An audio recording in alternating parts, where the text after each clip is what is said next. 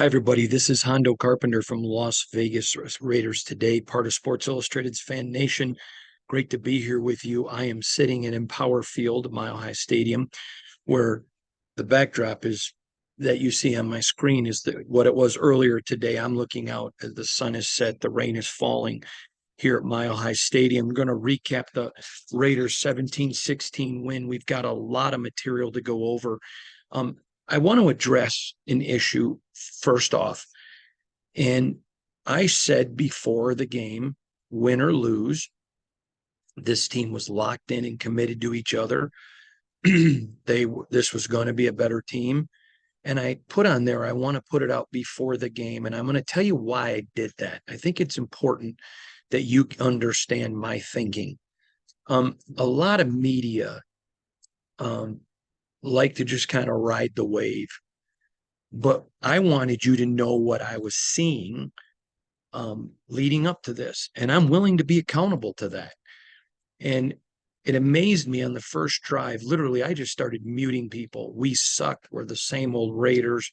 We've gotten no better. Later on in the game, one person actually threatened me. By the way, I want you to know I sent that to the state police. But it was ridiculous. I don't understand. So when the game's over, they're like, well, it was only the Broncos. We still suck. I don't understand people that claim to be a fan of something and all it brings them is misery. I'm going to go back and say this. When Derek Carr was the quarterback, I couldn't believe the amount of people that just hated Derek Carr. They couldn't be critical of his play. They had to make it personal. And so he leaves and it's still going on. The Carr haters, the Carr lovers. And there are some people that just hate Josh McDaniels. And no matter what they do, they're just going to continue to hate him. I can't do anything about it. But I don't get that. I don't understand for your own mental health. Why follow a team that you just hate? Makes no sense to me. I'm going to give you an old adage. Never apologize for a win. You guys have heard me talk about this. In fact, we did a podcast probably a month ago about keys to becoming a winning franchise. And one of them is that when you are not playing well and you're a good football team, you find a way to win. Now, I think the Raiders are going to get to 9 wins. I think they're going to be 9-8 if Jimmy Garoppolo stays healthy for all 17 games. I think tonight you saw why I feel that way. I think their defense is young. I think you saw a lot of young players make a lot of young mistakes. I think you saw some older players make some older mistakes, but also make some big plays. And I'm not convinced that the defense that they have can get much farther than getting into the playoffs because it's young, it's building. And I think Luke Masterson is going to be a really good player. I think there's several guys in this team that are going to be really good players. But for them to be good players, they got to grow into it. And so that's why I don't think this team is more than a 9-win team. Maybe I told you they could maybe steal a couple of games here or there, but I don't anticipate it. I think they'll get to 9 if Jimmy stays healthy for all 17. But I don't understand that. And I want to go back and address a couple issues because if you go back and read my tweets, there was times during the game I kept reiterating good teams find a way to win when they're not playing well. And the Raiders weren't playing well. I openly said it. I'm going to put a ton of video up tomorrow of me in the locker room. I don't even know how many guys I talked to. Let me just quickly take a look and I'll tell you how many guys I spoke to in the locker room. But I mean, it was a ton of them. And every single one of them I talked to 9 guys in the locker room. And every single one of them I referenced, you didn't play well. This was a game you would have lost last year. Devontae Adams, as soon as I said that to him, he goes, I was just talking to Josh Jacobs about that. This was a game we would have lost last year. That's growth. This team's bought in. And then you'll hear critics who say, well, hey, McDaniel's got us a playoff team. Yep, barely. And the owner wanted to bring in his system, and the quarterback he had last year didn't fit the system. So whatever. I don't want to get into an argument. I won't. If you want to disagree with me, I'm fine with that. You want to throw the insults and the FUs and all that. I just mute you. I don't care. But I'm always primed for a discussion. But I think what you saw tonight was a football game that the Las Vegas Raiders would have lost last year. And they found grit. Now I'm going to tell you some things because I don't know what you see on television. Okay. There was one area, Jimmy throws the pick in the end zone. And there was, and I said, Jimmy, several mistakes on the drive, but they still got down there. That was the thing, several mistakes. And they still drove against a very good defense of the Broncos. Now, I know that makes people mad if you compliment somebody, but that was a really good defense. And Russell Wilson did not play anywhere close to that good last year in Denver or his last year in Seattle. That said, it was a bad mistake. And Jimmy told me in the locker room, I was frustrated trying to force it. Again, I'll put that video up tomorrow and you can see him talk about it. But so what stood out to me, what I processed is there were points when the offense was not playing well and the defense was all on the sidelines like a bunch of cheerleaders. The only thing they didn't have is pom-poms. And I know you don't get to see the sidelines a lot because the game's going on. And there were times when the offense just made some big mistakes or the defense. And unlike last year where they walked off the field and it wasn't that they quit like they had no integrity. It was, we're going to lose. It was a losing mentality. They quit on themselves. They didn't believe in themselves. You never saw that today. I mean, you'd see a bad penalty or a big mistake, and they'd walk off the field mad, but no quit. They knew they were the better football team. They knew it, and they found a way to win. Really can't wait for you to see this video. I talked to Colton Miller and Greg Van Roten and Dylan Parham and Max Crosby, Devontae, Jimmy Garoppolo. I'm sorry, I don't remember all of them, but I talked to 9 guys. You're going to see all this video. You're going to love it. I really think you're going to enjoy it. So if you're a Raider fan, I don't blame you one bit for being disappointed. But remember, this is the first time since last year that they played 60 minutes too, even in scrimmages. They're not playing all of it. Number one. Number two, they're 5,280 feet up. I just say that because out in the stadium, they've got that sign. Okay. Where the oxygen is thinner. They're playing a really good defense with a much improved offense. If you watched both Broncos games last year and this one tonight, and you don't admit that the Broncos offense was much better, then you're disingenuous. And I don't care if that offends you. But I think you saw an improved Raiders defense that against an improved offense held them to 16 points. I mean, I got the number right here. I'll tell you. I mean, the Raiders held them to 260 yards. And then I mean, people tweeting out, this team sucks. This defense doesn't know how to make any adjustments.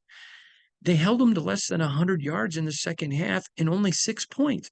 And they're on the road. Give me a break. You know what? If you just hate the team, fine. I don't care. Don't follow me. I have no problem with people being, there was a lot of things in that game that if you're a fan, you should have been frustrated with. But let's not pretend like there isn't good players on the Denver Broncos side and good coaching. I've said all week, I don't think that Sean Payton's a great coach, but I think he's a very good coach. And they're improved. They're much better. But I think you could see tonight, far from perfect. I mean, Josh McDaniels, God bless him. I mean, in his post-game press conference, it was like, yeah, we didn't play well, but we found a way to win. And I think that's really impressive.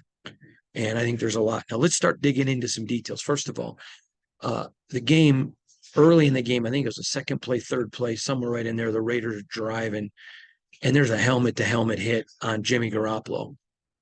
Unbelievable to me that the guy wasn't kicked out. Should have been kicked out. It was a personal foul, but not targeting. It was ridiculous. You know, when I first started covering the Raiders 4 years ago, everyone said to me, you need to look at the graphs. Raiders get more calls, whatever. And the penalties were even. So I don't think the refs impacted the game. But I could not believe he wasn't thrown out. I don't think that was because it was the Raiders, whatever reason. But it was blatant. And but Jimmy, man, got up mad. I talked to him about it in the locker room. You'll see that video tomorrow. He got up mad. And again, that's something where the fans aren't going to see it. Brian Hoyer, who I've been telling you all along, until Aiden gets to a certain point, is the backup quarterback.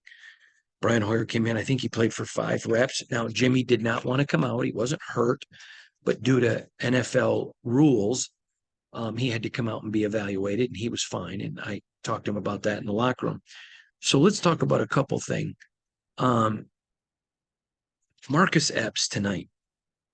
Now, remember, I have a deep dive article coming on how this team was built. I wanted it to come out before this game. I really wanted it to come out Friday, but I'm still getting some really good information. I anticipate it coming out this week.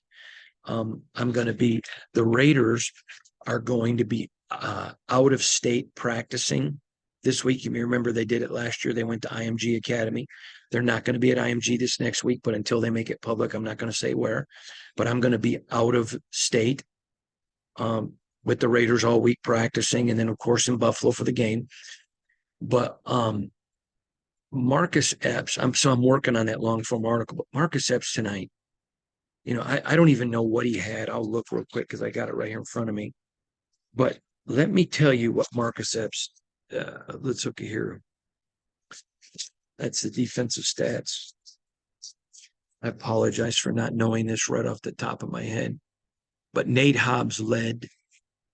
He had 8 tackles. Diablo had 5.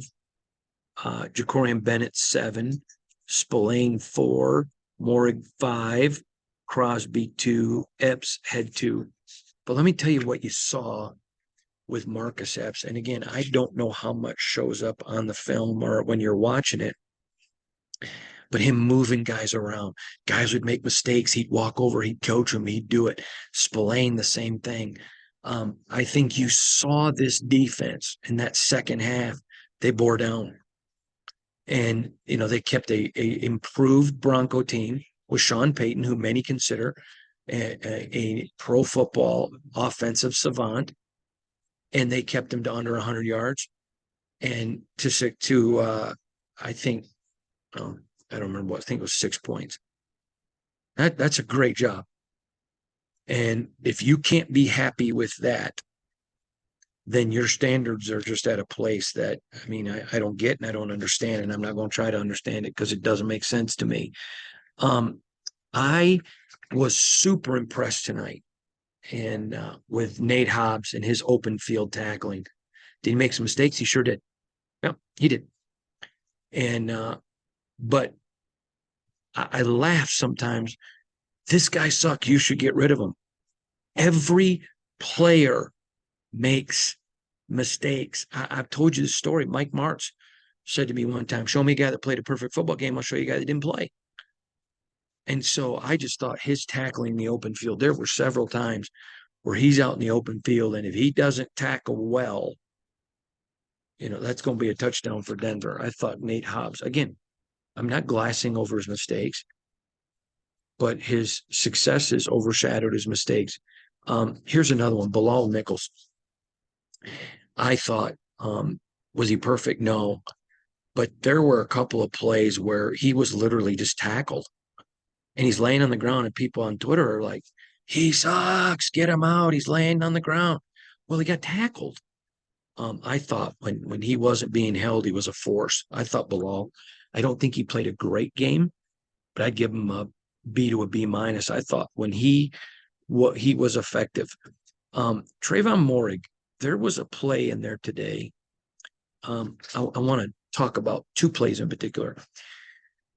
I know the fans seem to think he's terrible. I don't at all. I think he's very good. He's just very young. I thought he got terrible coaching last year. Terrible. I thought the Raiders hurt him last year, and Nate Hobbs. And I've said it all on. But we talked to him this year, and I've shared with you this offseason how he spent a lot of time getting stronger. And one thing that was extremely impressive to me was there was a play where he comes around the end and the guy is past him, and he grabs him and pulled him back. That was all strength. All strength. There was another play where fans are very critical of him, but again, you don't get to see it all at home. And there's a play in sports called a pick, and it's similar to a pick in basketball. So he's running with his guy, and there was a Denver player there, and he runs into him, and his guy gets open, and people are like, "Oh, Morey lost the coverage." He did, but it was a pick. And so those are things that refs got to pick up on. And I'm not making excuses. There were some big mistakes, but again, I thought his play overall was better than it was bad. And he's young. And again, you just held a good team to less than 100 yards of total offense in the second half, 260 on the day, 16 points, and only 6 in the second half. I mean, you have to put things, and again, you're welcome to feel anything you want. My job is not a cheerleader for the team. I don't do that. Go back and look at my Twitter. I was very open when they weren't playing well. But my job is to assess all the information, because you don't get to be there at practice. You don't get to be there and talking to these guys all the time and travel to all the games. My job is to assimilate the information and tell you what I see. It's why I put that tweet out just before the game. I don't mind being accountable. I laugh. You can be in your mom's basement dating your girlfriend whose last name is .jpeg, taking shots at every one of us. But those of us that are in the arena, you know who we are. You see our names. So I don't have a problem with that. I'm the one that said they'd go 12-5 last year. Boy, did I screw that up. I was terrible. And I don't mind telling you, but I wanted to get that out there because I think it was important for you to know one game wasn't going to make or break the season, win or loss today. But I think the way they played in the second half, if you're a Raider fan, you should be super encouraged. All right, let's go to the next one. I mentioned Robert Spillane, just his ability to get guys in space. I had a great interview with him in the locker room. That's another one of the guys, and you're going to get to see that tomorrow. But phenomenal. I just thought his leadership was outstanding. I want to talk to you. There was 13 minutes to go in the second quarter, and it may have been 13:50 or 13:10. I don't remember. But if you DVR'd the game, you can go back and look. Where Jimmy G did something I want to talk to you about. I've been telling you all year, including going back to last year, that I love Derek, but one of Derek's problems is he held the ball too long. And I've been telling you how their thing is 1, 2, 3, get the ball out. So Jimmy comes up. His read is Devontae. He looks to the side. There's Devontae. Reason I told you where this is at is so if you DVR'd, you can go back and watch it. And they're showing double coverage to Devontae. Jimmy does a 3-step drop. Josh is open. Now, why Josh is open, Devontae breaks open too. He hits Josh, gets the big, I think it was even a first down. It was a big play. It was a good one. And I understand there's going to be times that you see people open at home. But when your job is in about 2.8 to 2.9 seconds, get rid of the ball, and you got huge grown men coming at you to kill you, and you got to look over their bodies, you got to make those reads quick. So I wanted to point that out. So if you had it, you can go back and watch it. But I thought it was a great play by Jimmy. Here's another one. Jacorian Bennett. You may remember I told you the night he got hired, and you can go back and watch the podcast that I did the night he got drafted. And I told you one of his biggest weaknesses was he was so fast that in the Big Ten, his technique didn't have to be great. And if he screwed up, his speed would allow him to recover and get back to the wide receiver and make the play. And I told you he's so aggressive that I used Patrick Mahomes as an example. That imagine Patrick comes running towards the line of scrimmage. He leaves his guy, and Patrick Mahomes has the ability to stop on a dime, give you 9 cents change, throw over your head without crossing the line of scrimmage, and you're beat. That happened tonight on his pass interference call. And those of you that have watched my podcast and understand him, I've talked to you about that numerous times. And I wanted you to know you can go back and watch. So if you DVR'd the game, go back and watch that if you would, please. And you'll see exactly what I was talking about. Now, let's talk about Jacorian in the open field. I mean, he was really, really good open field. He made some really good open field tackles. I was very impressed with that. I told you he plays like a safety, and he's a corner. He's got corner speed. He's a lot of fun to watch. All right. Now I want to talk about Jerry Tillery. Had a brutal penalty tonight, a brutal one. And you may remember last year he had a penalty where he knocked the ball out of a guy's hands.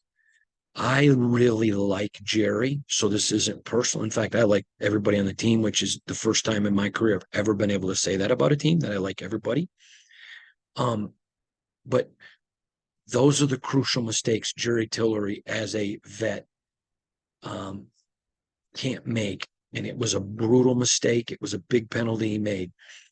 Now, I am going to go back and watch the film because after the game, I was told that the lineman uh, did something. So I reserve the right to change my opinion once I watch the film. But I'm going to be traveling to the next state where the Raiders are going to practice this week. So I may not get to watch it for a couple days. So bear with me if you would, please. But I'm going to do my best to watch it soon. But as a vet, those are some mistakes he can't make. How about Austin Hooper? The last time we saw him against the Cowboys, he made two big mistakes. He had a PI in the red zone and then another mistake. I think it was a drop. Tonight he was sensational. I mean, tonight he made a catch, but he did some things blocking that were amazing. Now, we had some young players that got some penalties. I mentioned Jacorian, Michael Mayer, some rooks. I don't even bring those up. Rooks are rooks. They're going to make those mistakes. You may have noticed Tyree Wilson was a little slow getting off the ball. Remember, he's learning. He missed most of training camp. So he's learning to adjust to the speed of the NFL game. Literally nothing there concerned me. And if it did, I would tell you what it was. Now, in the second quarter with 2:30 to go, I don't remember what the distance was, but it was third down. You saw um, Jacoby Myers. I think it was 3rd and 7, and he went 6 yards. Now, I've been telling you, and you know this, all training camp, Jacoby Myers is going to have a huge year because they're doing everything to stop Devontae. And you saw it tonight. He did. But those are little things he's got to clean up. You got to get to the flag. And so he caught it, but as soon as he caught it, he got tackled. He needs to take that one extra step so he's 7 yards past. He's too good to make that mistake. In fact, I'm going to talk to him about it this week in practice, after practice, about it and how you make those adjustments. But I think he's too good to do that. Then we come to Divine Diablo. Couple of mistakes going up trying to hit guys rather than wrapping up and tackling. Okay, those are legitimate. But I think he played his best game as a Raider. In the second half, he was really good. I mean, he was what you wanted Divine Diablo to be. I thought he was super good. Does it mean he played perfect? No, he's not a rookie. He's not a sophomore, so I'm going to give him less leeway than I would those guys. He can't make those mistakes, but man, he played well. And I was very proud of him. I thought Malcolm Kuntz, I don't even know what he registered.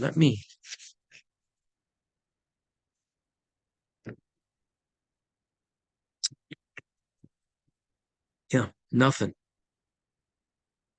Nothing. And so to me, that was super interesting. And I want to talk real quickly about this because they didn't start, they only basically had one DE in Crosby. They started Bilal, Jenkins, and Tillery, and Coots got in there, but didn't really do anything. And we've wrote about this is his time to shine now. He's got to make the most of it. And he didn't. I was disappointed in Malcolm tonight. I expected to see more out of him. And that's because I believe in him. And I'll never forget one day I really screwed up. My dad made a comment to me. He says, I'm more disappointed because I believe there's better in you.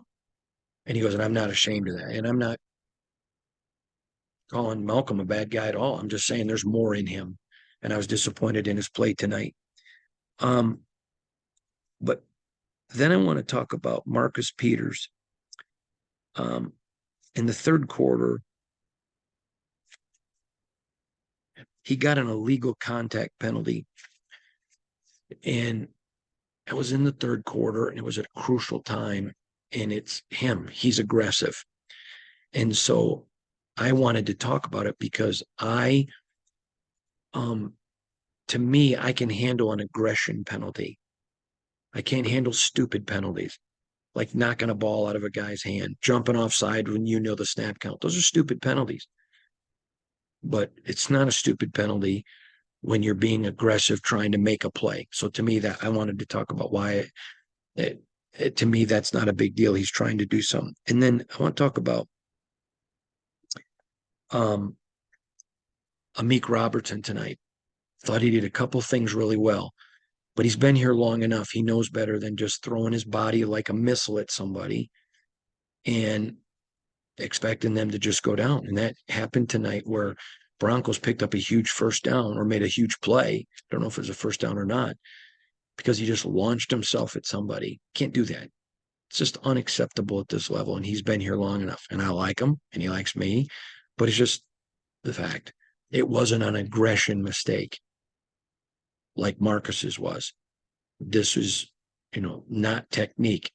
Hit, the thing. You hit, wrap up, and drive them to the ground. You just can't launch yourself like a missile. There's too many good athletes. So overall, let's talk about the game. They went on to an AFC rival and didn't play their best, and they won. I thought the defense held a much improved team to 16 points. I don't care who you are. You hold an NFL team to 16 points, you're going to win 95, 97% of your games. And that was very impressive to me.